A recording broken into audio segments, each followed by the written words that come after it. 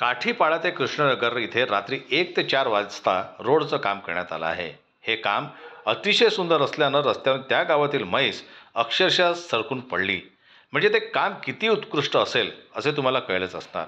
तरी संबंधित ठेकेदाराला कुठला पुरस्कार जाहीर करण्यात यावा हे ग्रामस्थांना उलगडत नाही आहे. म्हणून अशी एक म्हण, आंधळं दळतंय कुत्रं पीठ खातंय, अशा संतप्त प्रतिक्रिया याविषयी उमटल्या आहेत. संबंधित ठेकेदार यांची चौकशी करून त्याचा परवाना रद्द करण्यात यावा अशी मागणी आता जोर धरू लागलेली आहे. जनमत लाईव्ह न्यूज करता बोरगाव प्रतिनिधी लक्ष्मण बागुल यांची रिपोर्ट.